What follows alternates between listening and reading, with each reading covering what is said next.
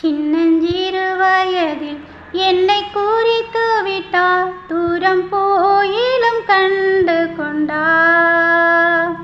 சின்னஞ்சிறு வயதில் என்னை குறித்து விட்டார்,